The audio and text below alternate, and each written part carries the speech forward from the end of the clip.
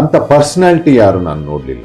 ಇವರಲ್ಲಿ ಯಾರಲ್ಲಿ ನಾನೊಂದು ಪ್ರಾಮಿನೆಂಟ್ ಫರ್ಮ್ ಬೇರೆ ಯಾರನ್ನು ಲಿಫ್ಟ್ ಮಾಡಕ್ ಅವ್ರು ಟ್ರೈ ಮಾಡುದು. I didn't see anybody with values and morals. ನಿಮ್ ಜೊತೆ ಮೇಲ್ ಕ್ಯಾಂಡಿಡೇಟ್ಸ್ ಸಂಪರ್ಕನೇ ಇರ್ಲಿಲ್ಲ. Why, what happened? ಏನಾಯ್ತು? ಆತರ ಯಾಕೆ ನಿಮ್ಗೆ ಟ್ರಸ್ಟ್ ಬಿಲ್ಡ್ ಆಗ್ಲಿಲ್ಲ? ಸಿ ಒಂದು ಅಂತ ಪರ್ಸನಾಲಿಟಿ ಯಾರು ನಾನು ನೋಡ್ಲಿಲ್ಲ.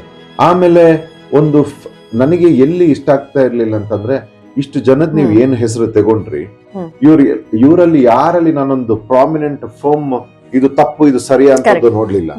ಅವರು ಒಂದು ಆಟದ ಪರದಲ್ಲಿ ಅವರವರ ಫೇವ್ರೇಟ್ಸ್ಗೆ ಅಥವಾ ಬೇರೆ ಯಾರನ್ನೋ ಇದು ಮಾಡುದು. ಆಮೇಲೆ ನಾವು ಅಲ್ಲಿ ಅಷ್ಟು ಪರ್ಫಾರ್ಮ್ ಮಾಡಿರ್ತೀವಿ, ಅದನ್ನ ಅಪ್ರಿಸಿಯೇಷನ್ ಬಿಡಿ, ಬೇರೆ ಯಾರನ್ನೋ ಲಿಫ್ಟ್ ಮಾಡಕ್ ಅವ್ರು ಟ್ರೈ ಮಾಡುದು, ಹೂ ವಾಸ್ ನಾಟ್ ಡಿಸರ್ವಿಂಗ್. ಇದನ್ನೆಲ್ಲ ನೋಡಿ ನನಗೆ ಯಾರ ಹತ್ರನೂ ಅಟ್ಯಾಚ್ ಆಗ್ಬೇಕು ಅಂತ ಅನ್ನಿಸ್ಲಿಲ್ಲ. I didn't see anybody with values and morals.